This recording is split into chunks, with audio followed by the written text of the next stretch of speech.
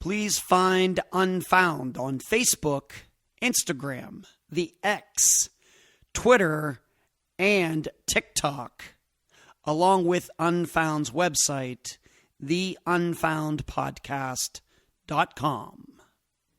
Unfound has now covered 344 disappearances over the course of almost 470 episodes. It has an interview-based format and concentrates on the facts, not the theories. Today, and for the 18th time, I will take you back to the beginning, then right up to the present, as I cover news over the past 4 months pertaining to many of Unfound's cases. I'm Ed Dunsel, and this is Unfound.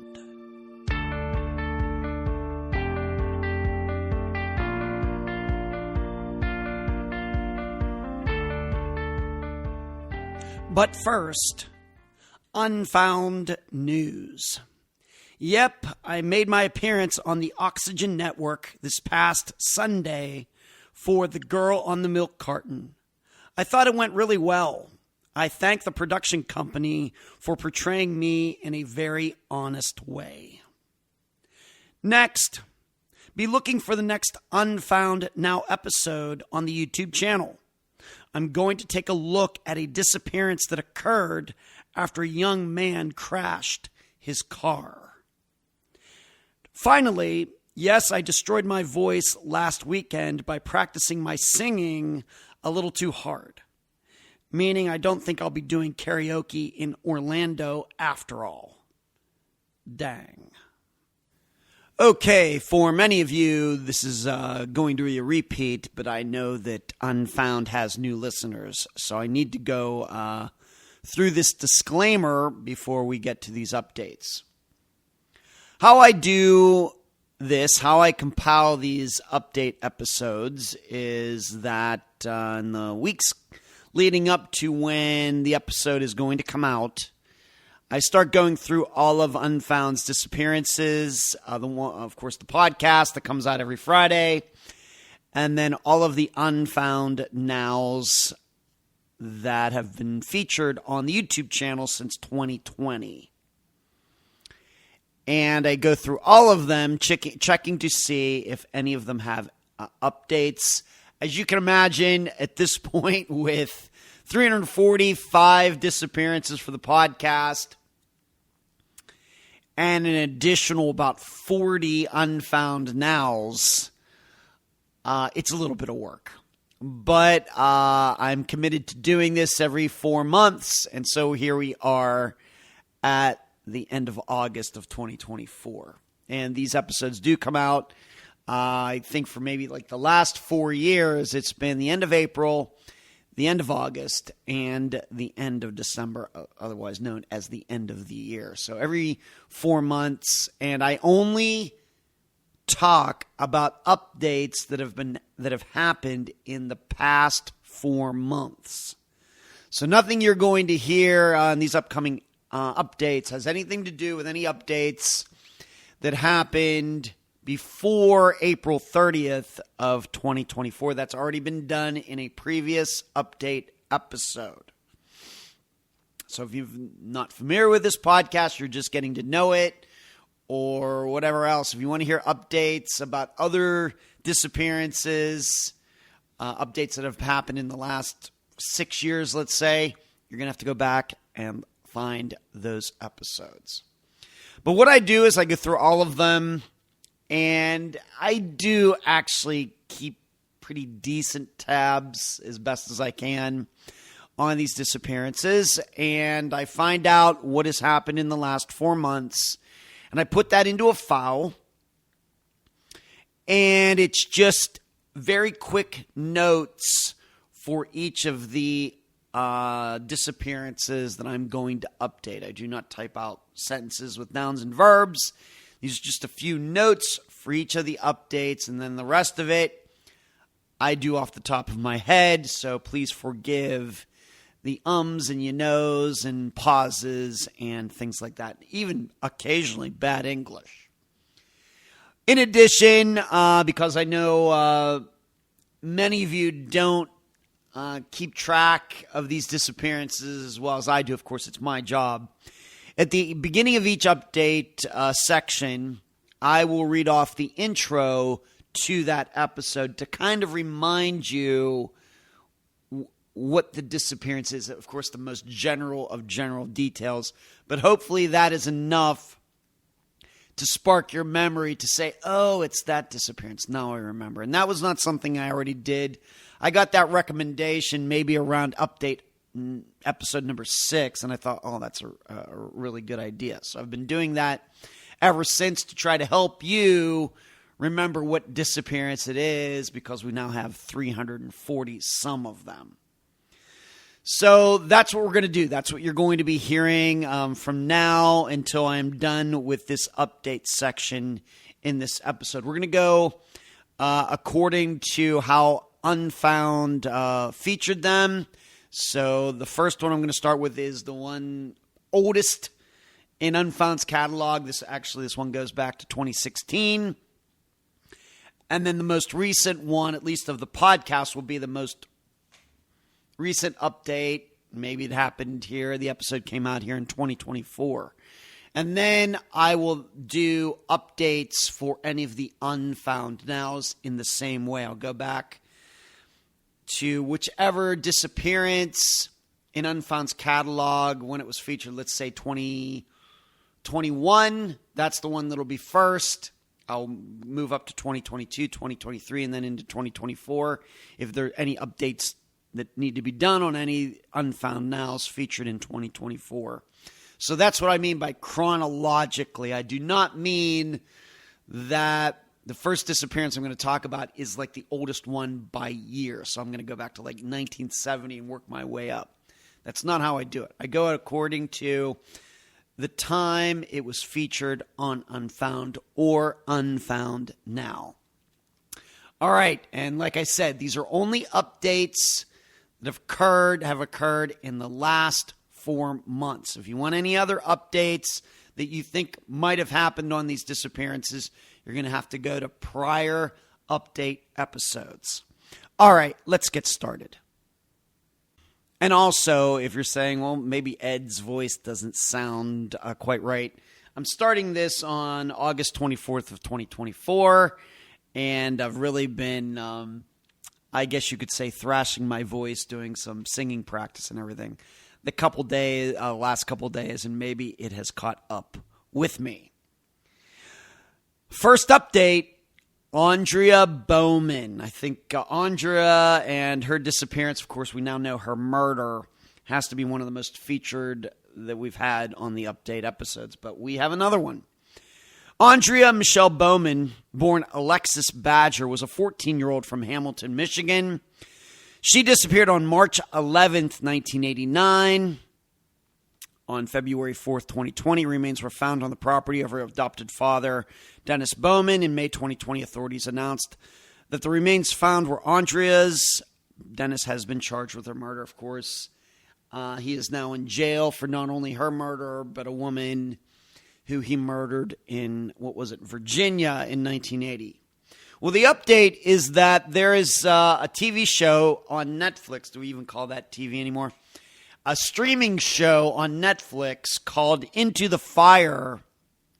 It's a 2-part series about Kathy Turkanian, her biological mother, giving her up for adoption in this long, winding road, horrible road, that eventually ended up with Dennis being convicted and going to jail for Andrea's murder. And it's going to be on Netflix. It's coming out. It may even come out maybe before this episode comes out, maybe. But it's on Netflix. It's called Into the Fire. I was not a part of it. I don't know anything more about it than any of you do. Have maybe seen the advertisements for it. I was not asked to participate in it in any way. Of course, had I been asked, I think I would have done that, but I was not asked. Not mad about that. Totally fine by me. All I'm saying is I don't have any inside information about it at all.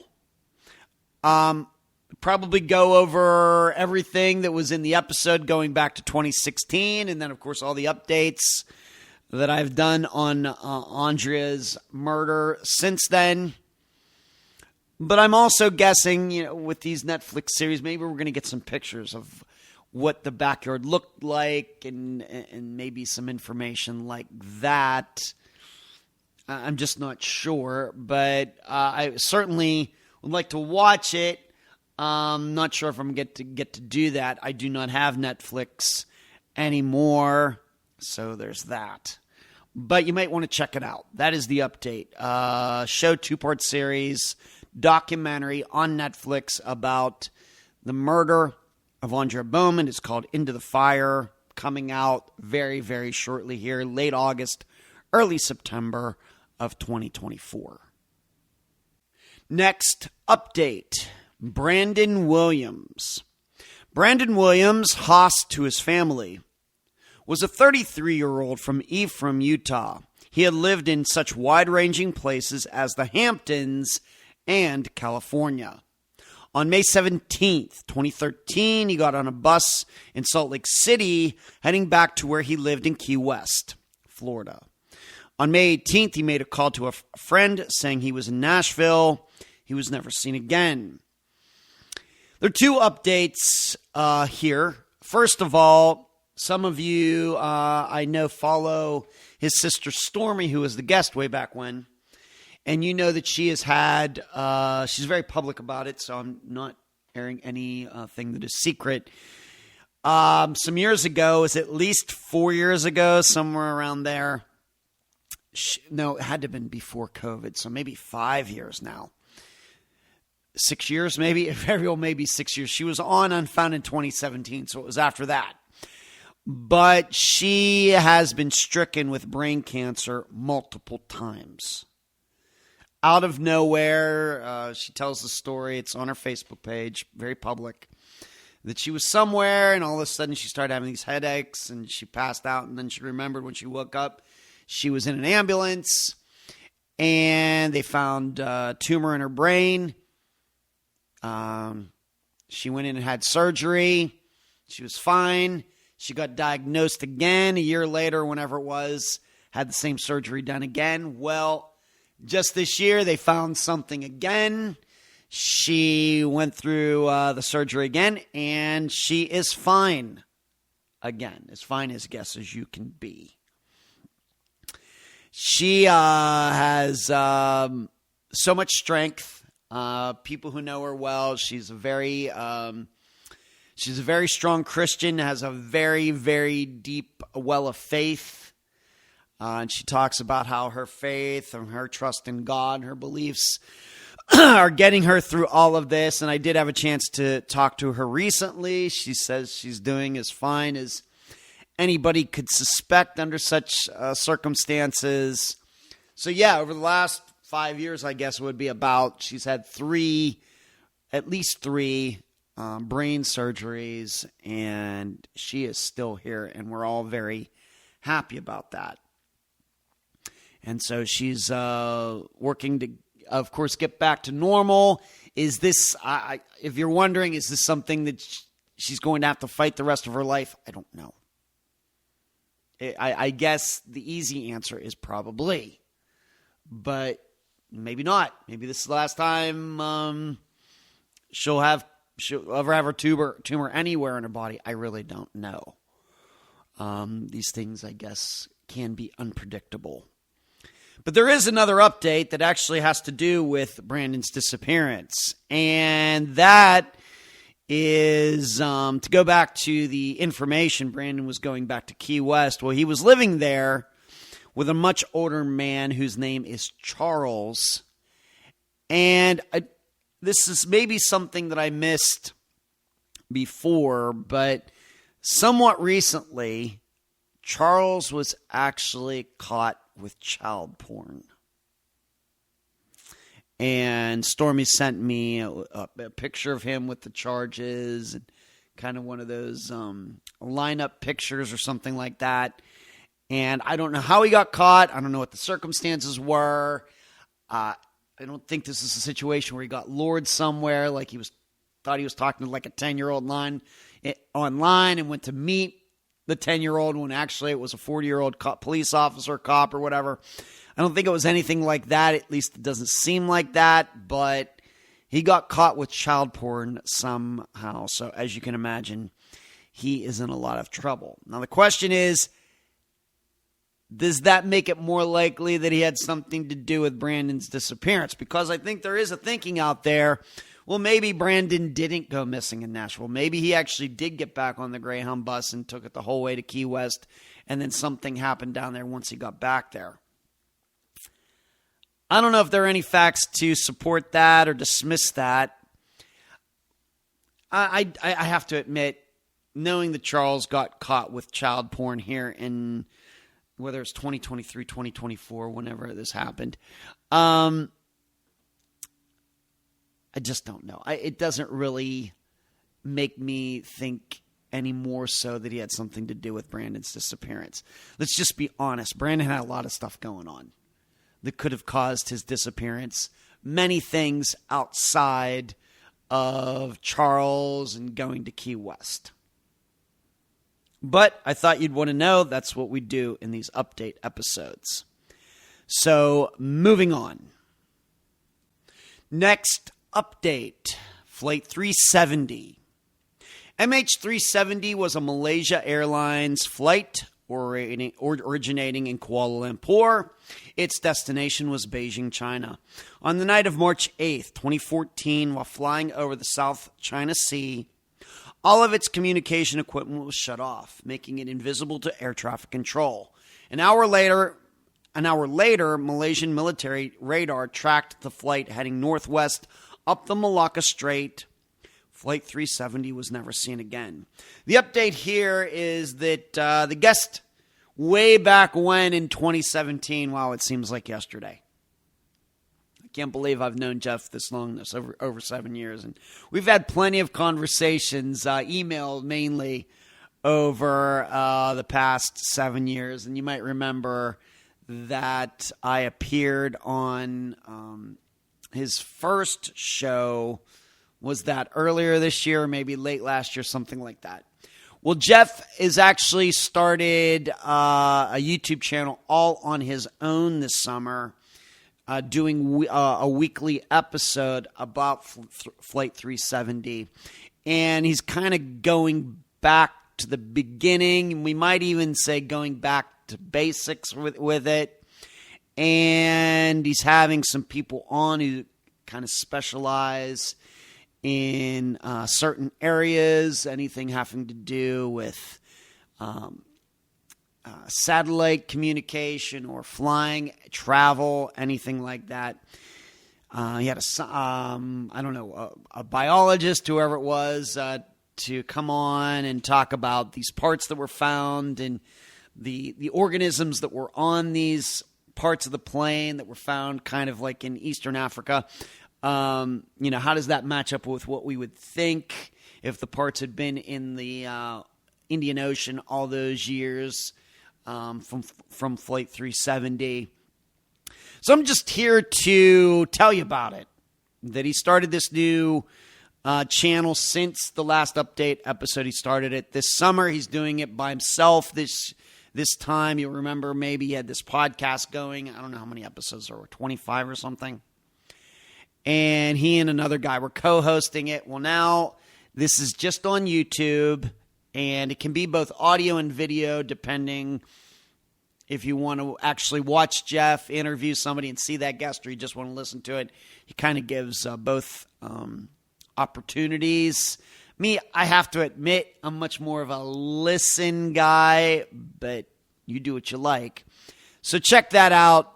Just do a search on YouTube for Jeff Wise, and you will find his channel. I realize that there are many people in the aviation community that don't take Jeff seriously, given what the theory that he has pushed forward regarding what he thinks happened. But I continue to point out, Jeff continues to have been more right about Flight 370 than any of those people to this point. Just keep that in mind. So check his channel out. Next update. Marilyn Renee Nicole McCown.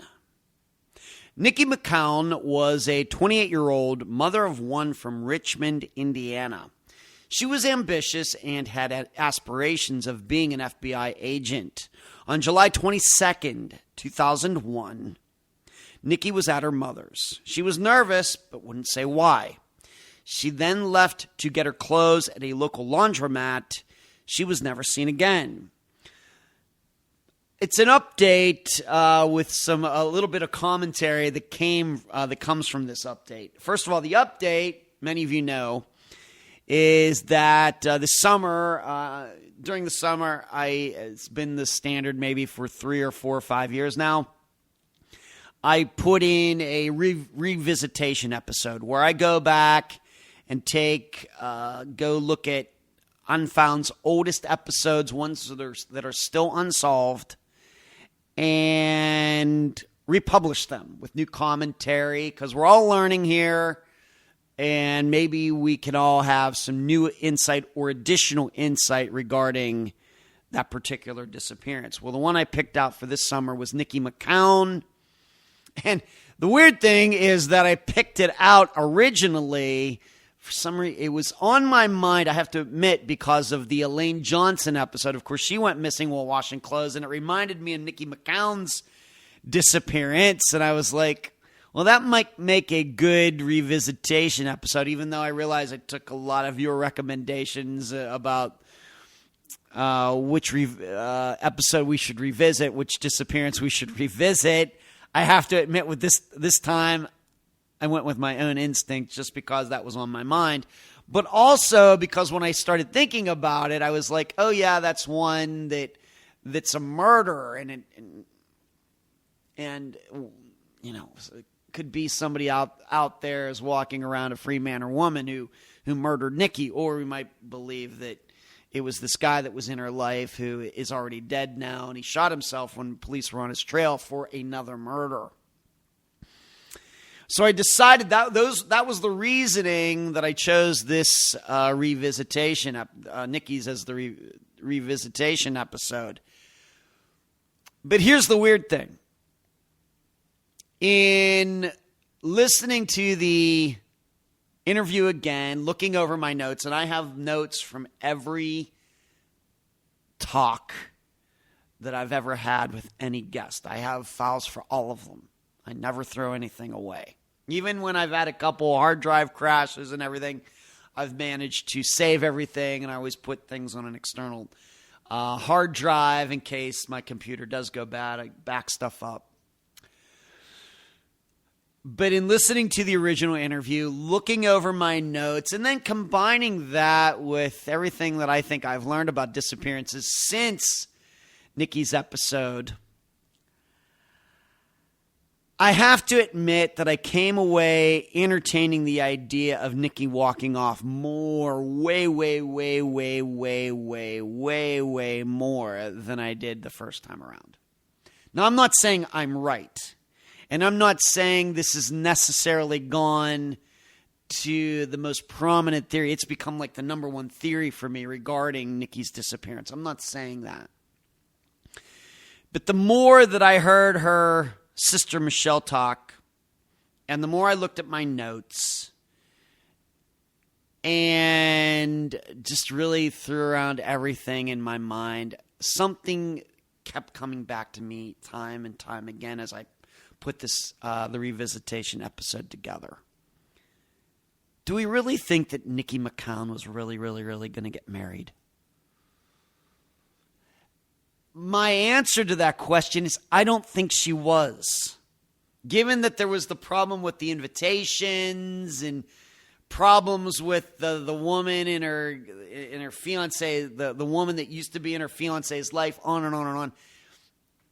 This is not a woman, in my opinion, the way I think. Of course, I've never been married. Easy for me to talk. And, what do I know about the topic of doing that? Nothing. But my perception, of course, I didn't know my sister when she got married, but I've seen people get married. I've been to weddings. I've had female friends of mine get married. Of course, most of my male friends have gotten married. And I see all of that.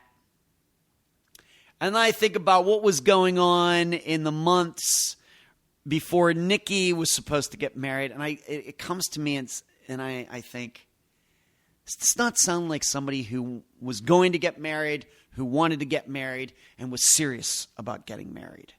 And as soon as I start thinking about that, then anything regarding her disappearance becomes possible.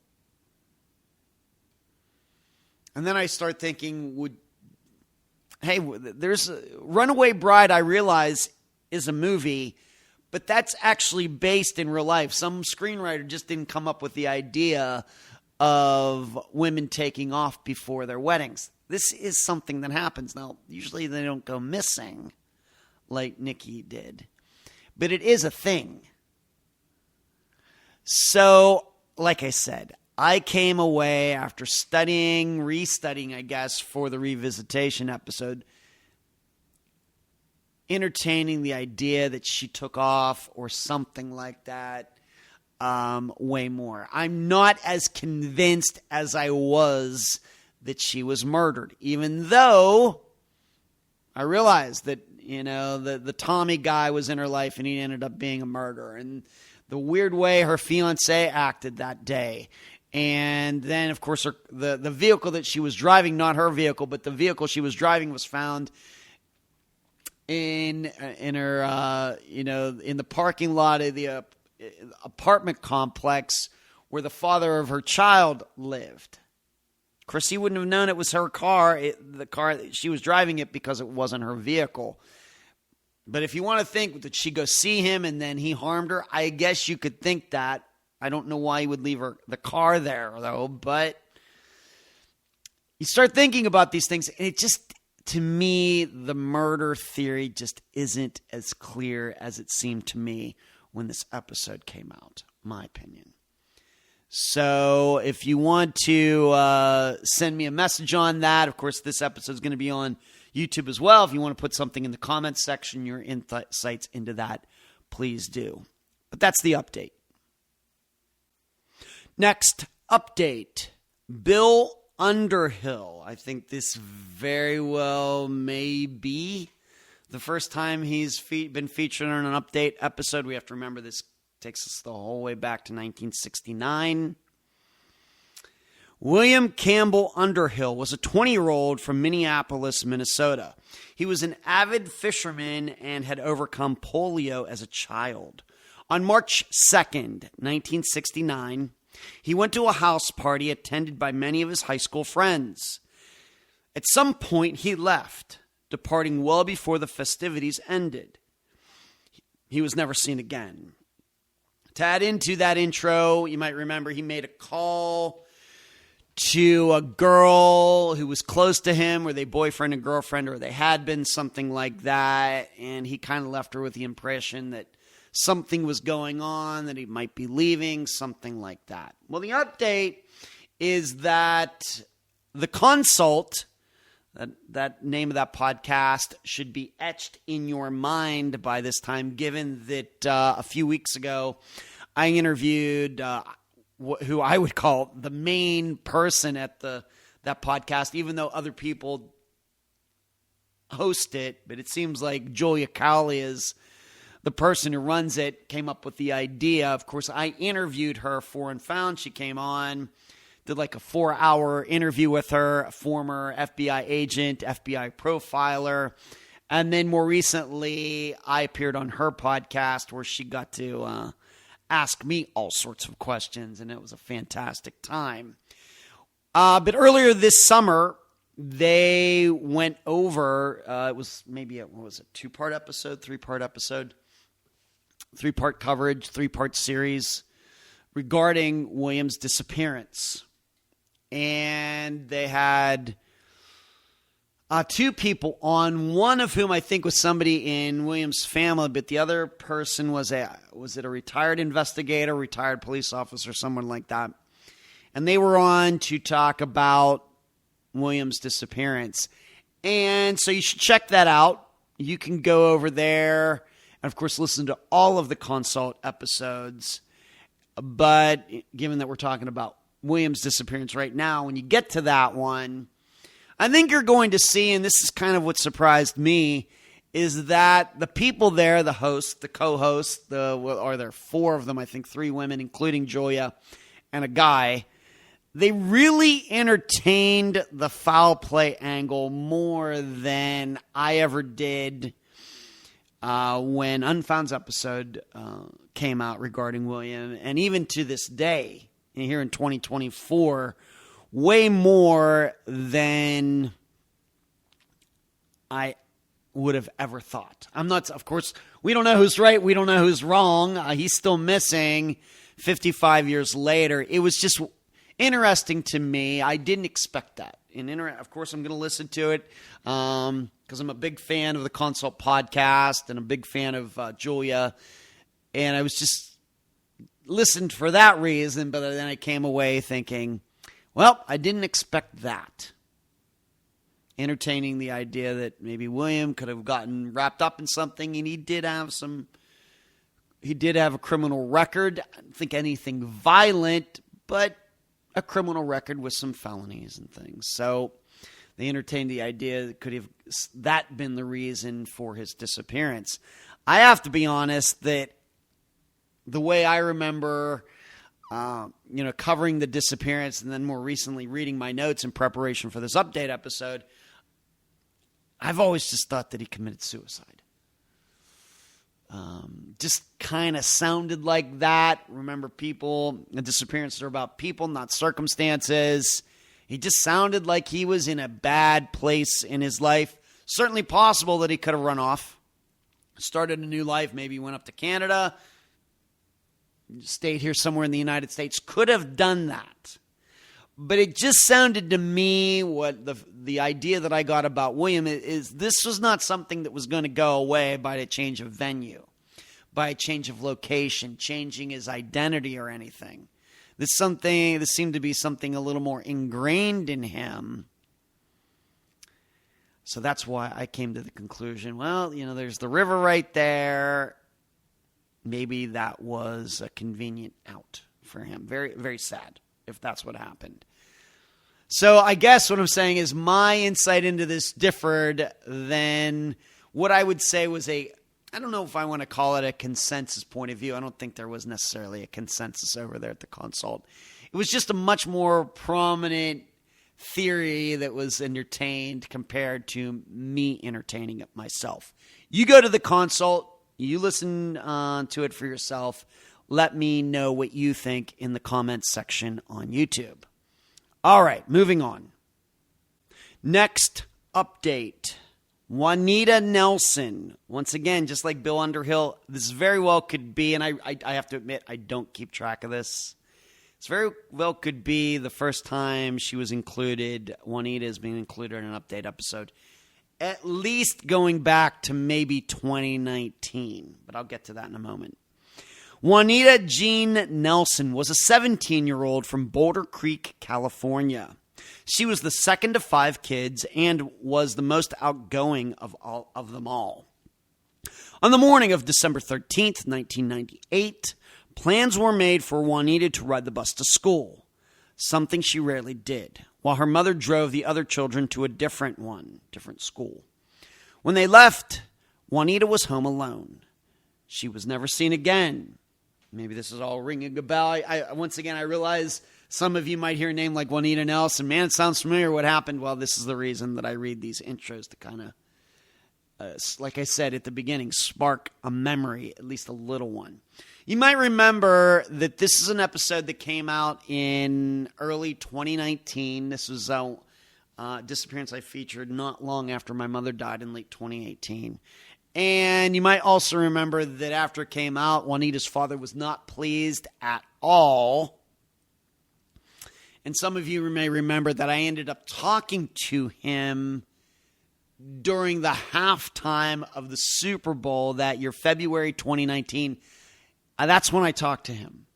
And we started like at the beginning of halftime, and it went well into the third quarter. I don't even remember who was playing.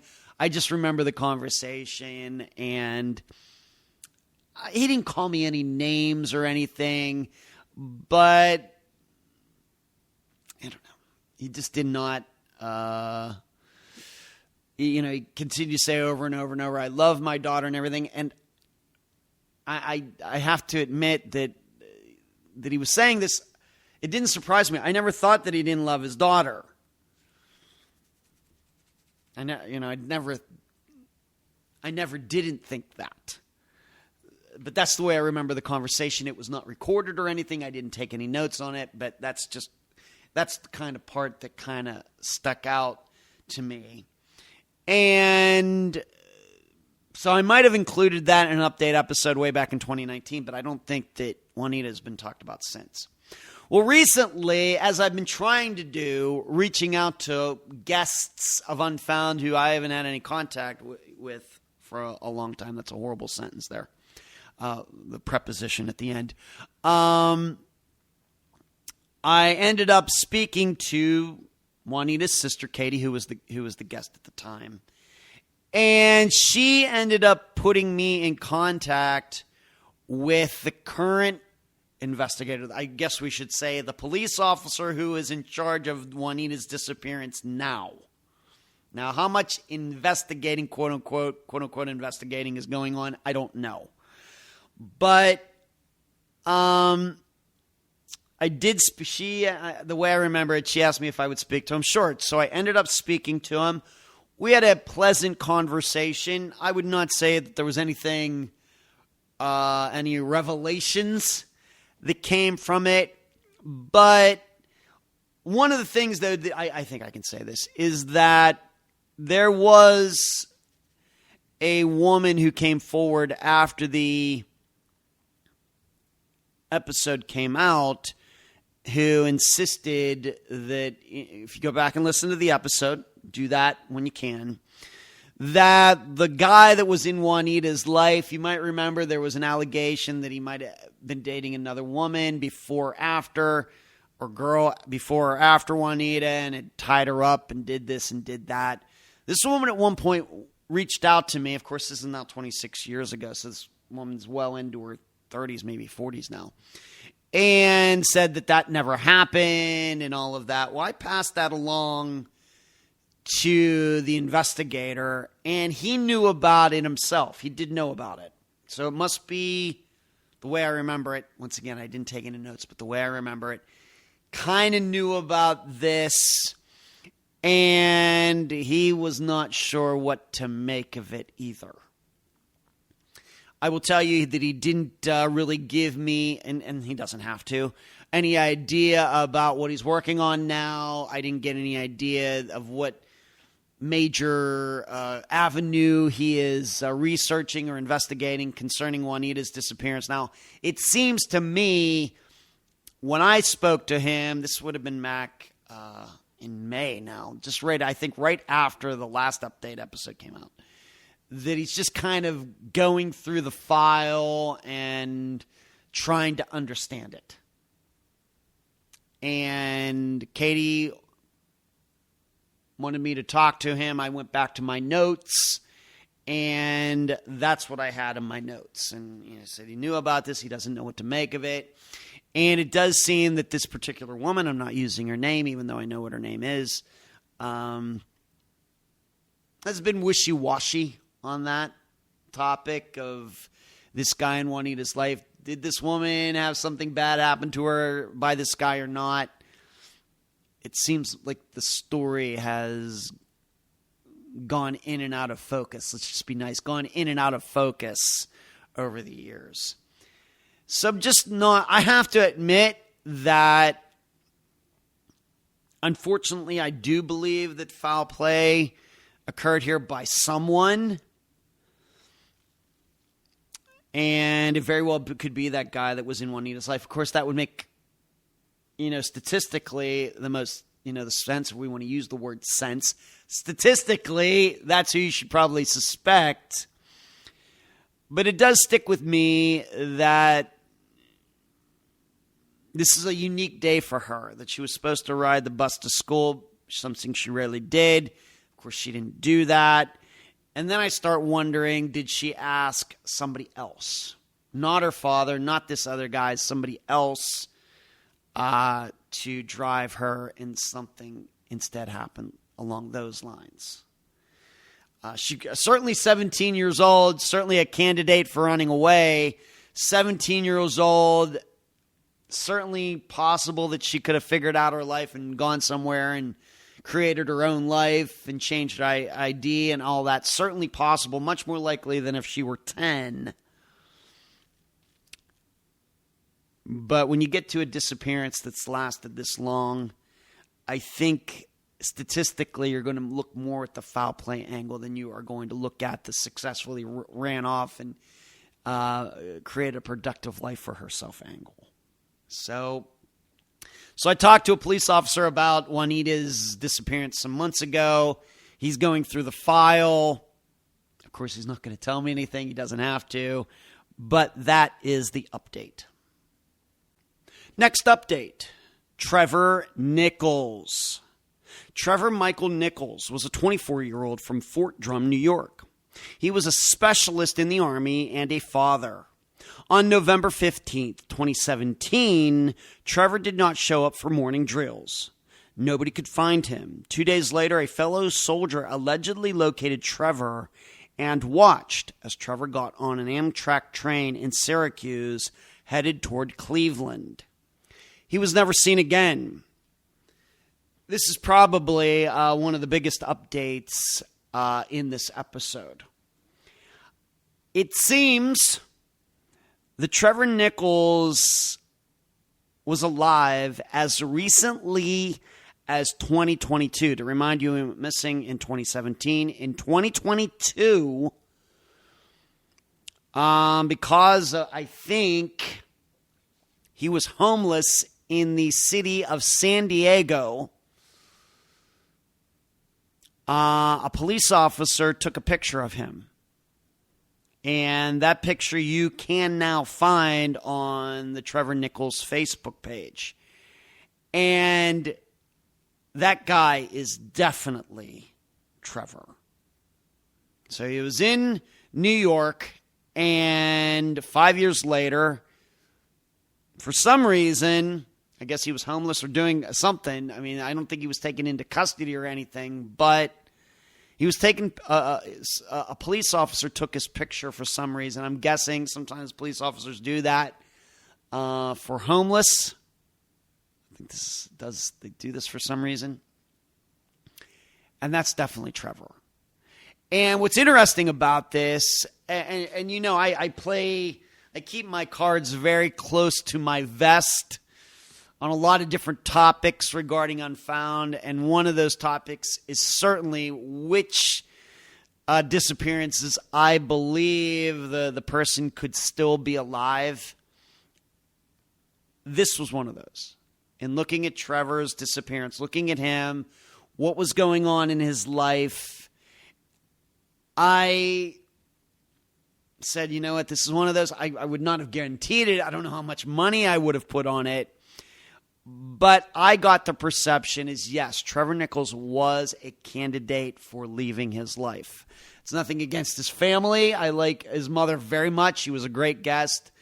I talked to her once in a while. In fact, we talked about this very topic when this came out this past summer in 2024. I thought she did a great job.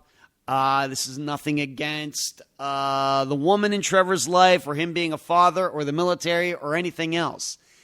It's just back when this episode came out, I thought, yep, this would be one of those where I could see Trevor still being out there somewhere alive, and he left his life for some reason. Just seemed to have a lot of things going on and maybe didn't seem in the right frame of mind, and that's always going to put in my head he could have walked off. Didn't sound necessarily suicidal to me, although I was open to that. And you never really can tell. But this was one on my list. How big is that list? I'm not going to tell you. But at least in 2022, he was alive. Now, where is he? Is he still alive in 2024? I don't know. Is he still in San Diego right now? I don't know. Has his family gone down to San Diego to try to find him? I don't think so. That's nothing against them, but that's probably easier said than done. There's a reason, we have to remember, there's a reason that Trevor's out there and wasn't trying to contact his family or anybody else, his friends or everybody. Of course, we also have to remember he's AWOL from the military, so maybe there's that too. But in 2022, 2 years ago, he was still alive somewhere in San Diego. And like I said, if the picture's out there, it's public on Facebook. Maybe you just do a Google search for Trevor Nichols' picture. You'll find it. It's definitely Trevor. This is in contrast to something that popped up with, of course, Cameron Remmer, where he goes missing, and then some years ago, a person put up this picture. We really believe that this is Cameron. Well, when did that happen? Was that 2020 or 2021 that picture came out? Remember that? I'm sure many of you remember that. And I made the comment, I don't think that that's Cameron. Now, what was my reasoning? The reasoning was that the person in the picture looks, I don't even think it really looks like Cameron, to be honest with you. But even if I were to say that, it looked to me like how Cameron looked at the time of his disappearance, not how he would look 8-9 years later.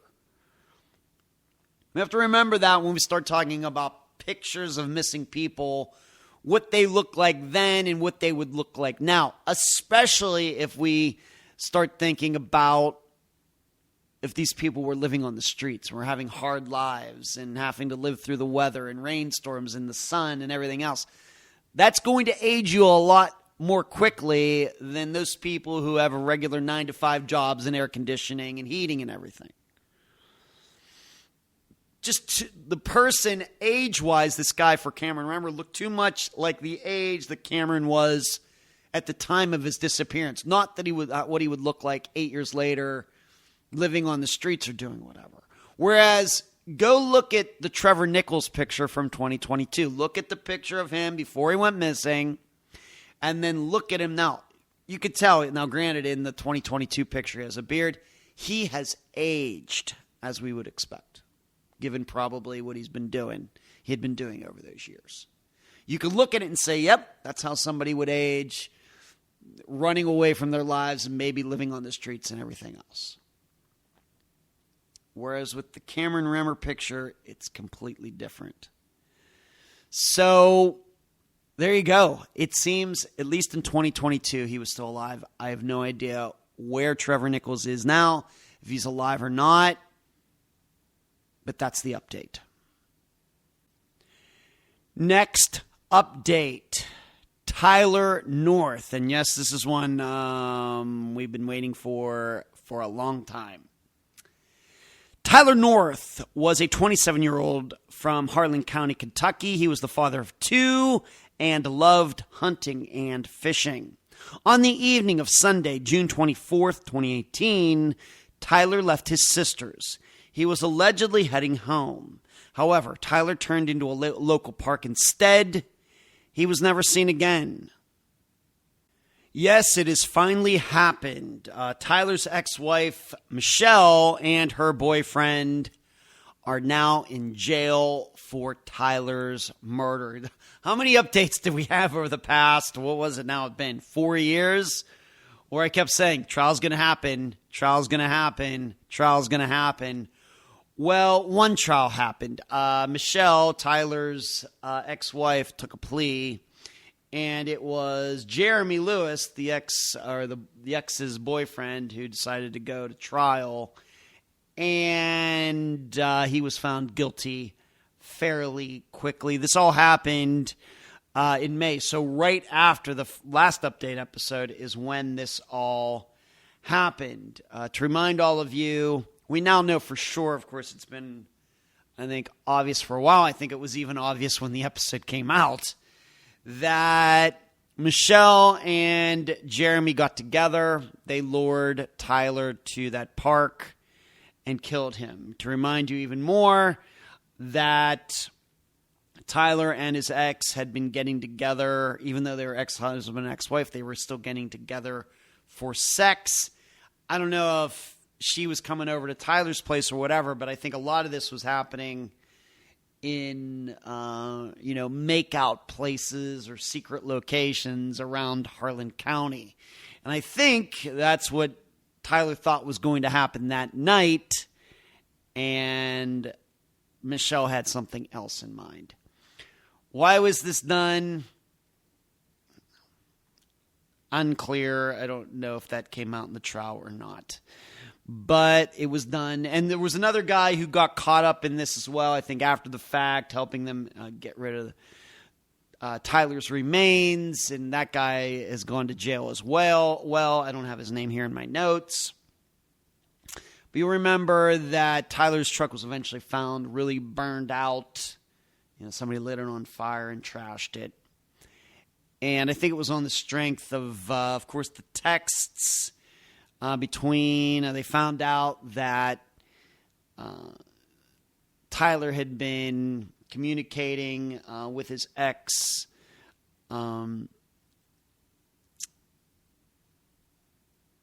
throughout that day, that night, while Tyler was over at his sister's. And that's what did Jeremy and Michelle in. So that brings the murder of Tyler North to a close. But we have to remember, we've covered some other disappearances probably that are very similar to this. One that comes to mind is Jeff Nichols. Of course, that had nothing to do with sex. It all had everything to do with golf clubs. So let's not forget about him. He surely, unfortunately, was murdered. Still unsolved. His remains have not been found. His ex-wife and her family are in Ireland. Moving on. Next update, Phyllis Corbin. Phyllis Marie Corbin was a 16-year-old from St. Louis, Missouri. She had behavior issues that caused her to be sent to a juvenile shelter a couple of times. In late September 1963, Phyllis was scheduled to be released after spending a month at the facility. According to paperwork, Phyllis left for home. The next day, someone allegedly saw her at a local bar. She was never seen again. The update here is that, and by the way, if you're noticing the change in my voice, when I was recording this a few days ago, my voice was fine, and then I almost couldn't talk for a couple days. So I couldn't record, and here we are now on August 28th of 2024. I can finally get back to this, and my voice is, I would say, around 50%, but it's getting better. So if you notice, like from the prior update to this one, my voice changes because they recorded like 3 days between recordings, and there was voice problems in the meantime. With Phyllis, the update here is that her family thought they possibly had tracked, of course, a grown woman now, well into her 70s, probably, and thought that she was Phyllis. And I had nothing to do with this, tracking this woman down, but somebody was working on this, and somebody was convinced enough to convince this woman, talk to this woman, and the woman agreed to have a blood test done, DNA test. And the test came back that this woman is not Phyllis. And so, the niece, Phyllis's niece, who was the guest for that episode, her name is Donna. I was going back and forth with her on this, and I have to admit, I was fairly doubtful. We have to remember that Phyllis went missing. As I stated, she was already a teenager. She would remember her prior life, and if somebody really doesn't want to be found, then that person is not going to agree to a DNA test, any sort of blood test, anything. Fingerprints, nothing. And that this woman decided that she said yes, and it seems that she said yes right away, kind of told me, this is not Phyllis Corbin. I ended up being right. I'm not happy about that, but I think that we need to think about these situations that way. And, if it's somebody who is old enough to understand they have a prior life, whereas if it's maybe like a 3-year-old, if a 3-year-old goes missing, is raised as somebody else, and then somewhere down the road, a family starts to suspect that prior 3-year-old is the missing family member, then that's a little bit different. But when teenagers go missing and they're changing their lives, new IDs or whatever else, they remember their prior lives. And they ran away for a reason. They probably want to stay missing. So they're not going to agree to anything like a DNA test. So for Phyllis's family, the search goes on. Next update, Brenda Condon. Brenda Louise Condon was a 28-year-old from State College, Pennsylvania. She was a divorced mother of 2 and had her own business. In the early morning hours of February 27th of 1991 in Bellefonte, Pennsylvania, Brenda was the lone bartender at a place where she had just gotten part-time work. When employees came in the next day, the bar was unlocked. Her car was still there, but there were no signs of Brenda. She was never seen again. And I should say, I guess there were signs of Brenda. Her boots were found in the restroom. The update here is that, of course, sometime this summer, since the last update, there was a woman, I'm not even going to give out her name because I'm not even sure this is her real name or not. So I'm just going to stay away from it. Some woman contacted me, was it on the YouTube channel or through email or something? I have to admit I didn't go back and look. But calling me an idiot and saying, oh, it's so obvious that Greg killed her. Greg killed Brenda and not Carl. Going on and on. It's so obvious. All you people are idiots. On and on and on. So I contacted Iris, who, of course, is Brenda's sister. Iris was the guest for that episode going back, I guess, about 4 years now. And she had never heard of this woman. But she said that she would check with Ken Maines, of course. Maybe at least some of you remember him.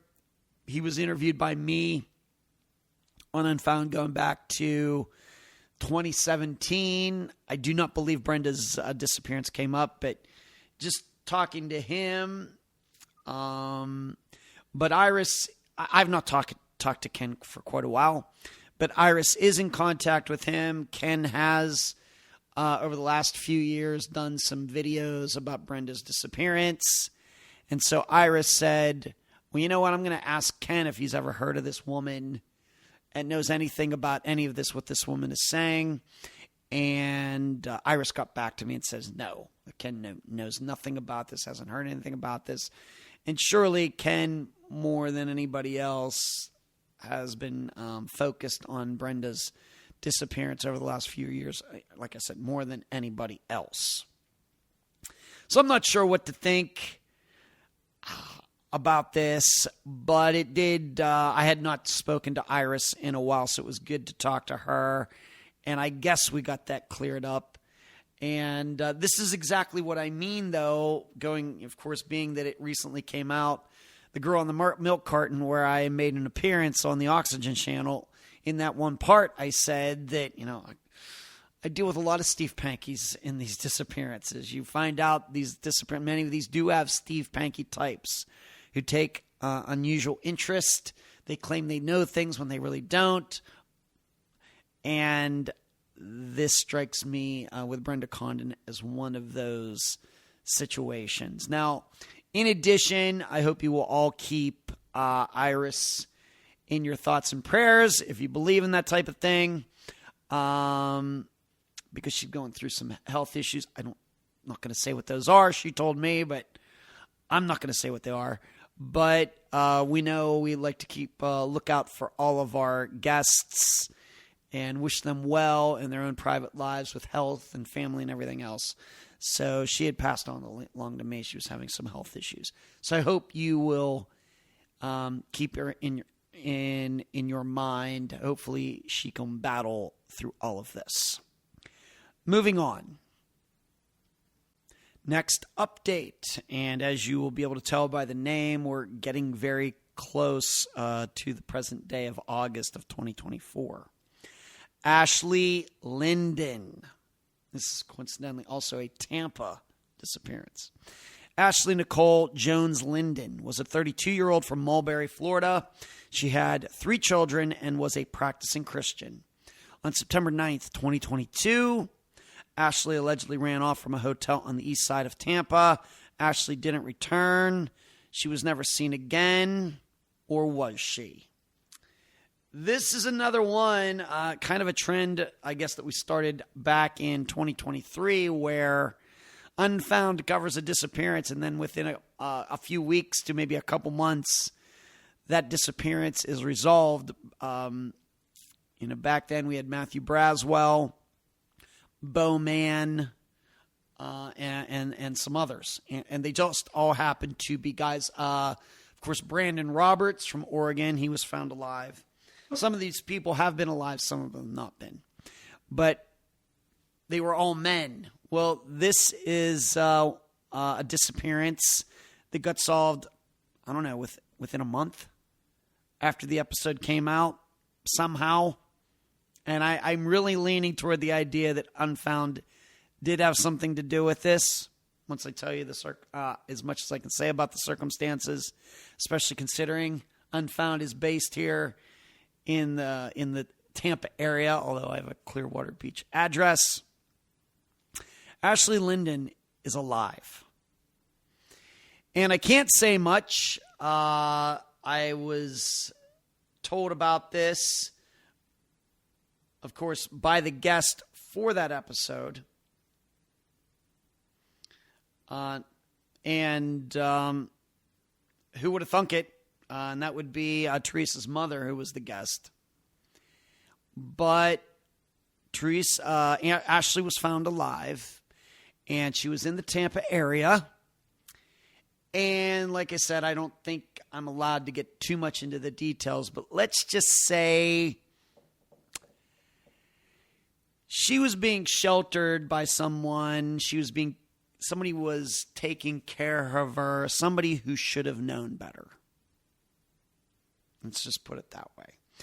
Ashley was not being held against her will. And, of course, the big question still is, was that a picture of Ashley? Remember, big thing was that she goes missing, and then somebody who knew the family knew her, was in a truck, and saw a woman looking like Ashley like at an intersection over there in Tampa, took the picture. Still don't know. I dismissed it at the time, but now that we know that Ashley is alive, maybe that thinking that that is Ashley in the picture isn't so crazy. It's not been resolved. Her mother, Teresa, has not told me whether she thinks that was her. I think she believed that was Ashley in the picture anyway. I don't know if she's had a chance to ask Ashley about this picture. Hey, is this you? I don't know. But Ashley is alive. My understanding is she's continuing to go through some issues, but she is alive. She was found, and she's getting the care that she needed. But like I said, somebody was caring for her that should have known better to not allow everyone to believe that a person was missing when that person really technically wasn't missing. And that's all I can say. But Ashley, I'm glad to hear it. Maybe you and I can have a talk about your disappearance, your time that you were missing sometime. I look forward to that. And that actually ends any updates for the podcast episodes. Like I said, I had a suspicion this update episode would be shorter than most. So now we move on to the Unfound Nows. And the first one will be for Dylan Rounds. This comes, of course, from this past summer. A suspect arrested more than a year ago in the disappearance of a young Utah man pled guilty Wednesday to murder.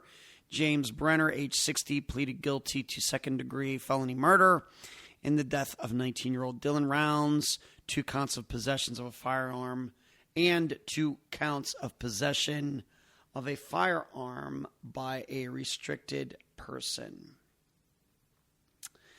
Doesn't necessarily put it to rest, but this court part of it and the anxiety of the consistently waiting, what's going to happen, when's it going to happen, what if it doesn't happen, that part can finally be laid to rest, said Rounds' mother, Candace Cooley. During Wednesday's preliminary hearing, it was also revealed for the first time that Rounds died from a gunshot wound to the head.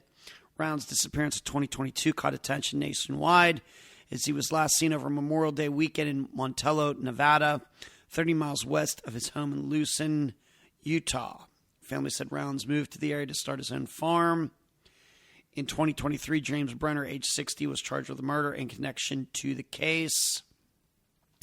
Brenner had reportedly been squatting on a remote property near Rounds' farm at the time of his disappearance. He was arrested after a pair of boots were found near the property that contained Rounds' blood and Brenner's DNA. Additionally, during the investigation, officials found a time-lapse video showing Brenner cleaning a gun with bloodstains on his arms and shirt. The shirt in the video was later seized and tested positive for Rounds' DNA. In April of 2024, family reported that Brenner led authorities to Rounds' body, where he was buried as part of a plea agreement. So that is the update, the killer of Dylan Rounds, and it's a very, very long article. But James Brenner killed Dylan Rounds, and he has now gone to jail for that. I should know this was one that I got wrong, at least initially, if you go back and watch or listen to that Unfound Now on the YouTube channel. I was fairly doubtful that it was murder, but just a murder. But, of course, always remember when I'm analyzing things, I'm only using what is publicly known, and I'm doing this just a month or so after. It's amazing. I get many of these right, but once in a while I do get one of them wrong. And this one, Dylan's, was one of those. And hey, I can admit to my mistakes. Moving on to the next Unfound Now update. Speaking of one that I did get right, this would be Kay Alana Turner. If you remember, she was a young woman. She's going through some mental health issues. She ended up being found in her car in somebody's driveway. She wouldn't get out of the driveway, wouldn't get out of her car.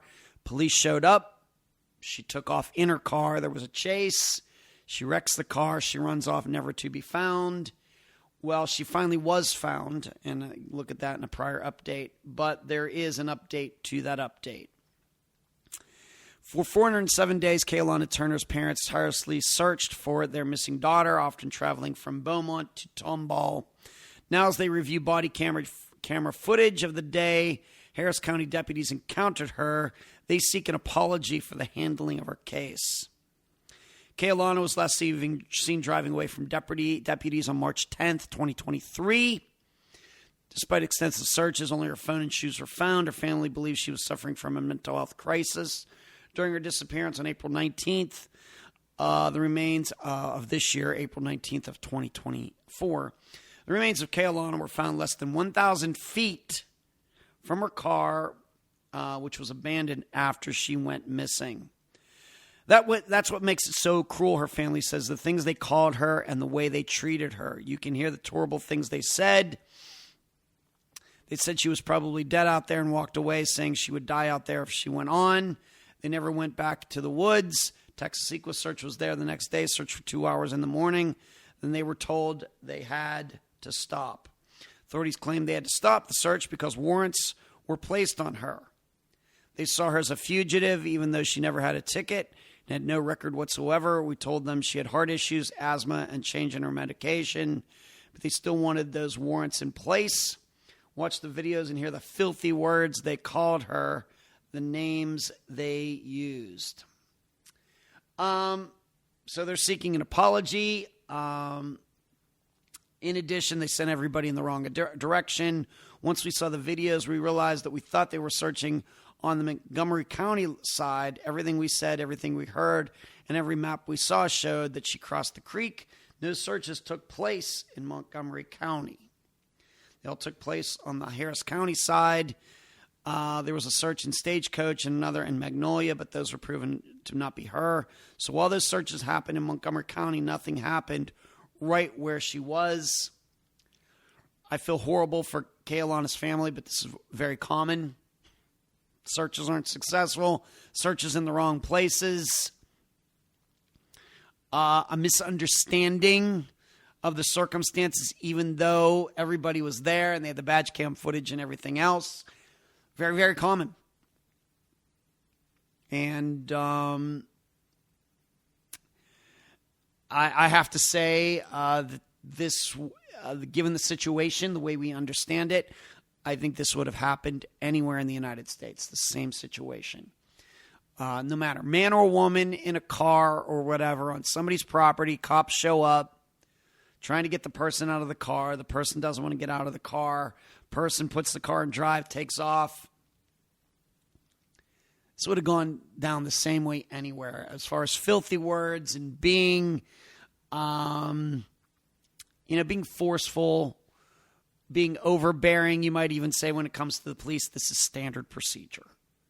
Watch just about any YouTube video out there, the way police officers act when they show up. Even whether or not a person has a gun, a knife, a sword, whatever. This is how they act when they show up. I'm guessing this is part of their training. I think the loud words and the dirty words and all those things are meant to intimidate people into complying. And it's an intimidation tactic. And really, the way you should look at it is that this intimidation is a way to make sure nobody gets shot. That's why they do it.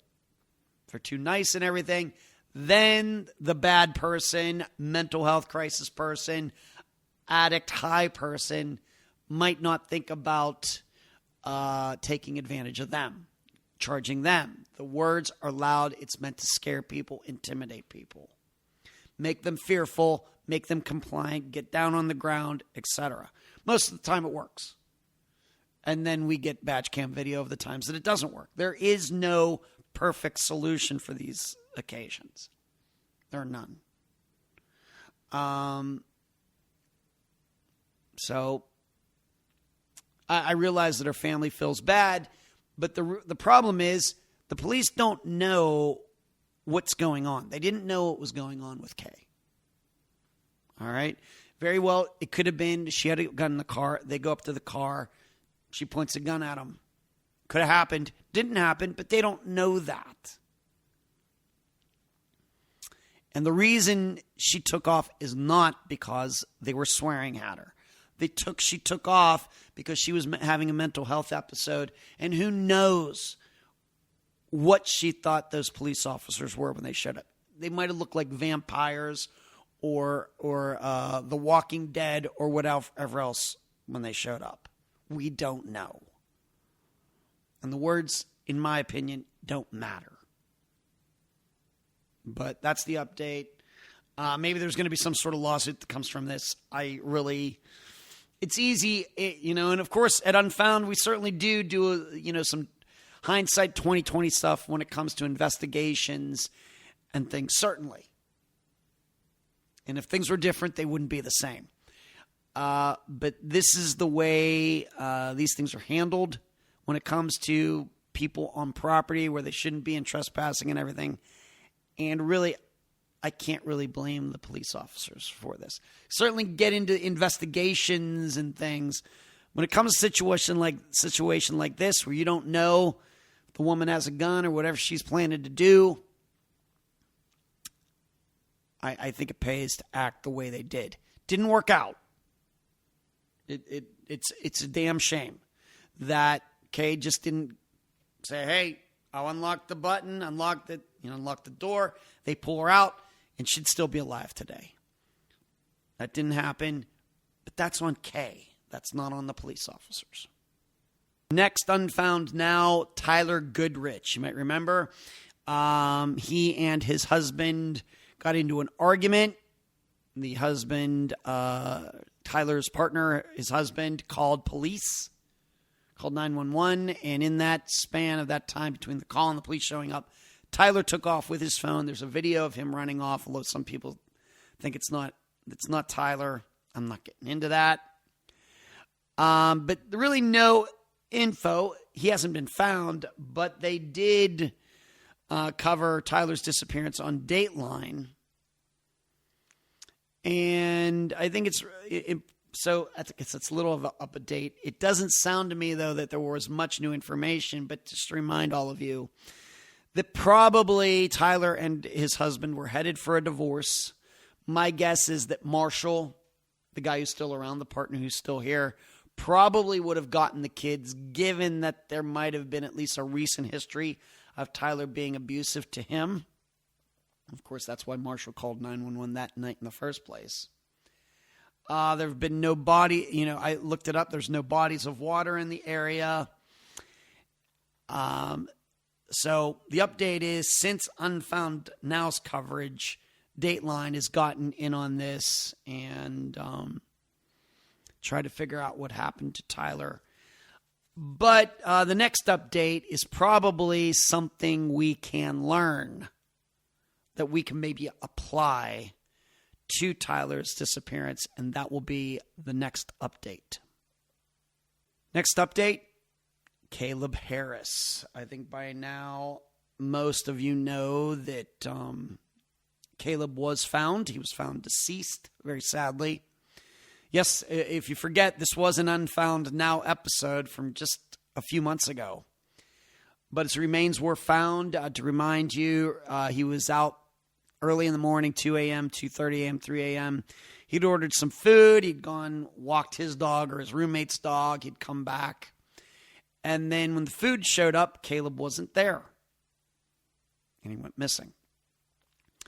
And it seems like his phone had gone off, either shut off or something, not long after he took this picture that he posted. He was over by this bridge near his apartment complex, never to be seen again.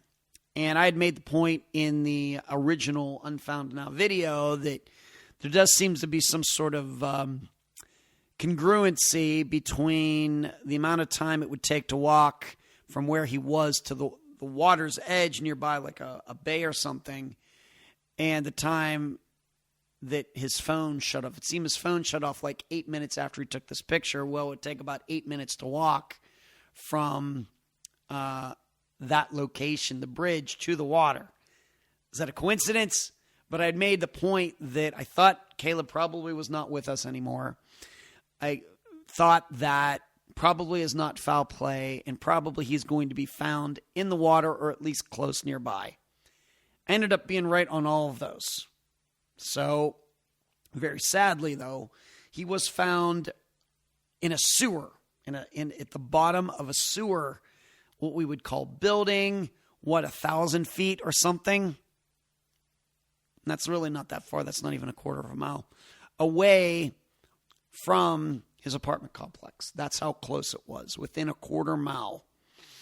And of course, searches were done at the time, but I can certainly understand this is one of those things when you start thinking logically about disappearances, how much gets missed.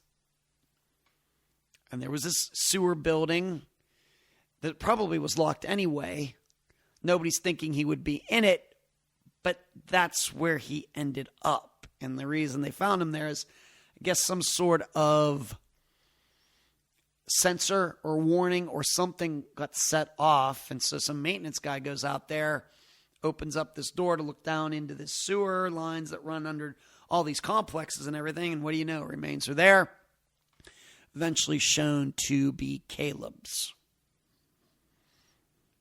And in my opinion, this certainly rules out foul play. There was nothing in this disappearance. I realize, like I said, I got Dylan Rounds wrong, and I've been wrong a few times, but I'd say I have over 90% correct rate, getting these theories right, even with the podcast. And it just didn't seem to me like this was a foul play type of thing. Well, he was going to meet somebody or something. You know, there was something that he looking for to hook up with somebody on Reddit. There was that. Just I couldn't see how that would all kind of come together for a murder to happen. So what did happen? Hard to say. It's like with Daniel Villarreal ended up in somebody's backyard pool house. I'm guessing it could be a combination of things. It could be sleep deprivation. He's up at 3 a.m. It could be maybe that he did some sort of drug that he'd done before. Didn't affect him, in the way that would make him crazy or anything, but maybe this time it did. And then you also might add in some misadventure. Because it seems that there was some manhole covered, like out in this field. Was it covered? Wasn't it covered? Did he open that? Just wanting to explore there at 3 a.m. and get stuck in there or something, didn't know what he was getting into. That's certainly possible. It's not something I would ever do. But like I said, maybe he wasn't totally sober. Or maybe he had some sort of sleep deprivation, something going on. It's probably a combination of things. But he ended up in there not able to get out. Did he drown? Did he hit his head? I don't know. But he ended up in there, eventually this warning thing got set off, and he was found in there deceased. Very sad. But given that he was found close to home, really does not surprise me at all. That he was in there, I guess that's surprising. But the location, how the distance from where he lived, not really a surprise the way I was looking at it from the beginning. Of course, family's going to still continue to question what happened. I just find it totally inconceivable that somebody killed him and dumped him down in the sewer. And it's too much work. It's just too complicated for me. But it's very sad. But this is what makes disappearances so difficult. When we talk about people who probably walked off and we start thinking, well, he wouldn't be here, he wouldn't be there. Well, it very well may be that he's here or there. And so going back to Tyler Goodrich, as I stated, we have to remember a disappearance like Caleb Harris's and where he was found when you think about Tyler Goodrich's. We might think that he knows that Marshall's calling the cops. Tyler is going to hide somewhere. They're probably going to come out and check around. They're going to search for him. He's going to hide somewhere for a while and kind of let everything calm down. And maybe he's thinking, I'll hide in this place for a little while. Once everything kind of blows over in the next, let's say, 8 hours, I'll go back home. I can work these things out. And I can talk Marshall into not filing charges against me. We can work things out. Marshall can let the police know that I've come back. He doesn't want to press any charges, and we can just go along with our merry lives. This happens all the time with people calling for domestic disputes, and then, of course, nobody wants to charge anyone. Usually women then decide, I don't want to charge my husbands with whatever. I think that was on Tyler's mind when he ran off that night. The issue, I think, is that he might have hid in a location like Caleb chose. And that Tyler is still in that spot. That makes all the sense in the world to me. And what I would say to Tyler's friends and family, you need to be thinking about those kinds of locations. Those ones that you completely dismissed with prior searches, you need to consider them now, no matter how outrageous it might seem. Final update for this episode. Yes, I'm serious. That's all we have. Like I said, I've been saying it for weeks. I had a perception this update episode wasn't going to be very long. And we've known update episodes 2.5, 3 hours long. This one's going to end up being maybe a little over an hour and a half or something. That's the way it goes. And I can you can suspect at some point it's going to bounce back. Maybe this fall, maybe the beginning of next year, where we might have a 4-hour episode. You just can never tell. Of course, I want resolutions to happen. Of course, I want resolutions where the people are still alive to happen. But we know they're going to be people that are going to be found deceased, and that's very sad. We talk about all of them. So last update, Aiden Ung and Nadia Cole. Moscow father accused of kidnapping his 2-year-old daughter was booked into the Whitman County Jail Wednesday afternoon. Aaron Ung, 21, was booked into jail on an international parental kidnapping charge, which was filed in the U.S. District Court, Eastern District of Washington on Monday. That's just like this month. Ong was found in Mexico with his girlfriend and daughter. Mexican authorities took Ong and his daughter to the port of entry near Nogales, Arizona, where U.S. Customs and Border Protection took custody of Ong and his daughter. According to court documents, Ong and his daughter's mother, Samara Harmon, did a custody exchange of their 2-year-old daughter in late May, with Ong scheduled to return his daughter to the daughter's mom on June 3rd in Whitman County.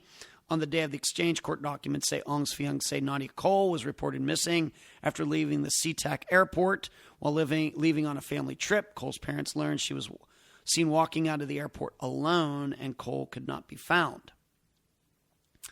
Another person who has been charged in all of this is Aaron Ong's father, James Tin Ong. He was on 2 counts related to conspiracy to commit international parental kidnapping for allegedly assisting Aaron Ong in fleeing to Mexico with Aaron's daughter. Ong's son, Aaron was... Okay, I've already gone through that. So the case is still under investigation by the FBI, at least according to this article from just within this past month. So Aaron's back in the United States. Nadia's back in the United States. Soraya is with her mother where she surely should be. And Aaron's father has gotten some charges against him as well. If you go back and listen to that episode, I will admit that I had my doubts that they are in Mexico. I ended up being wrong. But you also, if you go back, if you missed that episode and go check it out now, I made a plea to Nadia to get herself out of this. To go somehow get to the American border, prove that get away from Aaron, go to the U.S.-Mexico border, present herself, and, admit what she did was a mistake. Let them know where Aaron and his daughter are so everything can end. And she could get out of these charges, and maybe they're, mercy upon the court. She was a young woman, got caught up in this, didn't realize the implications, and maybe get away, maybe not with a slap on the wrist, but something that is not going to harm her for the rest of her life. That didn't happen. She stayed with Aaron to the bitter end, and she's going to pay for it. So I doubt maybe that either of them heard maybe they did. Who knows what they're doing down in Mexico during that time. But if she did hear it, or they did hear it, she didn't take my words of advice. And that is a shame. I don't know what the penalty is for all of this or everything, but I'm sure it's not good. Taking a child to another country and all that, it's just a mess. It's very sad. It certainly means that Soraya, the daughter, is going to have no relationship with her father. He's never going to be allowed to be alone with her ever again until she's like an adult, and who knows what might happen then. And Nadia is going to have to explain this for the rest of her life for any job interview or anything else. To any guys she meets or whoever else, she's going to have to explain this. Good luck doing that. So, and that ends the updates from the beginning of May of 2024 to the end of August of 2024. If you could now pause whatever you are doing as I now read off all of the missing people featured on Unfound and Unfound Now. Suzanne Lyle, Jason Jolkowski, Jesse Foster, Rose Marie Gayhart, Ben Charles Padilla, Kelly Rothwell, Joshua Guimond, Donnie Smatlack, Andrea Bowman, Robin Abrams, Regina Marie Boss, Christopher Hyde, Jeff Nichols, Rebecca Gary, James Walker, Teresa Butler, Charlotte Paulus, Lola Catherine Fry, Eric Franks, Jeff Joseph, Donna Mikolenko, David Medot, Kent Monroe, and Omar Shearer, Claudia Wells, Peggy and Patty McDaniel, Shannon Turner, Brandy Wells, Clashendra Hall, Ronnie Russell, Esther Westenbarger, Shane Fell, Ashley Eifert, Brandon Williams, Craig Freer, Pamela Golden, Chip Campbell, Amanda DeGuio, the passengers and crew of Flight 370, April Pitzer, Jennifer Wilkerson, Kent Jacobs, Aaron Gilbert, Tammy Leppert, Crystal Morrison, Chris Turner, Linda Carroll, Nikki McCown, Helen Diamond, Laura Bible and Ashley Freeman, Lucinda Hewells, Ashley Kohler, Debbie Lowe, Patrick Beavers, Clinton Nelson, Troy Galloway, Patty Action, Danielle Bell, Evelyn Hartley, Dow Phillips, Tyler Stice, Bill Underhill, Patricia Taylor, Aaron Barnard, Jeremy Burt, Brian Sullivan, Nikki Wells, Marina Bolter, Mandy Stokes, Greg Brooks, Rebecca Henderson, Dominic Holly Grisham, Tiffany Daniels, Nicholas Masucci, Donald Irwin, Billy DiSilvestro, Renee Yeargain, Mikkel Biggs, Al Copper, J.R. Mullahan, Jamie Bowen,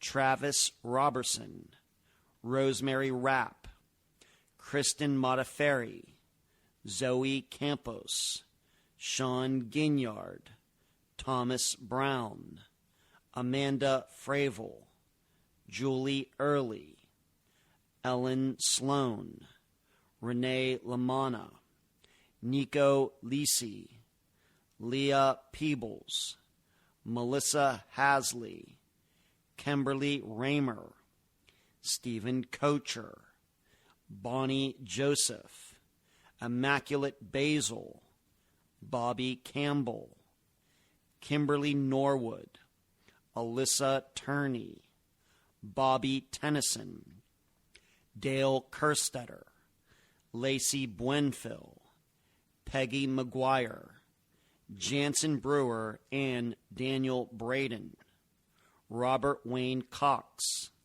Lucas Degerness, Stephen Adams, Ashley Summers, Bonnie Dagus and Jeremy Dagus, Judith Emke, Jessica Hamby, Tim Beauchart, Devin Bond, Juanita Nelson, Desiree Ferris, Angie Yarnell, Deborah Asbury, Sean Koski, Mary Lands, Devin Brown Busetta, Shanna Boydo, Travis Murrow, Keith Fetter, Layla Faulkner, Megan Lancaster, Kelly Sims, Jack Hemby, Barbara Frame, Dory Ann Myers, Austin Pivo, Christine Hamilton, Monica Appleton, Jonathan Estes, Molly Miller, and Colt Haynes, Donnie Martin III, Kamisha Hollis, Lisa Wallace, Tammy McKittrick, Julie Say, Stephanie Clemens, Andy Chapman, Trevor Nichols, Tiffany Joseph, Tyler North, David Kesey, Lucera Sarabia, Brandy Myers, J.L. Hamblin, Bradley Allen, Timothy Guy, Janelle Matthews, Ronald McNutt, Cameron Remmer, Tammy Arthur, and Chad Peters, Jesse Ross, Lisa Shuttleworth, Jackson Miller, Patrick Reed, Jeremy Goodwin, Mary Jane Van Gilder, Phyllis Corbin, Eric Alvarado, Cassandra Ramirez, April Andrews, David Hardy Jr., Dennis Lushbaugh, Christy Nichols, Chris Sanders, Danielle Sleeper, Julie Weflin, Shelva Rafty, Rodney Kaiser, Chris Mittendorf and Christina Branham, Gregory Howes, Brian Cook, Charles Thompson, Jessica Garino, Jacob Weeks, Jackie Bucky Letney, Joe Bain, Vanessa Oren, Jennifer Casper Ross, Robbie Hurt, Unique Harris, Doug Jones, Deborah Bowman, Bradley Brooks, Angela Green, Jody Husentrut, Brennan Smokey, Rouse Chapman, Marion Hurley, Gayla Shaper, Caleb Powell, Chelsea Cobo, Bonnie Santiago, TJ Murray, Noah Davis, Patty Dudek, Ben Archer, Jake Lachelet, Sky Burnley, Kayleen Oling, Stephanie Hartwell, Nylene Marshall, Kaya Taylor, Pearl Pinson, Brenda Condon, Alwyn Albright, Sky Tosick, Sandy Knipe,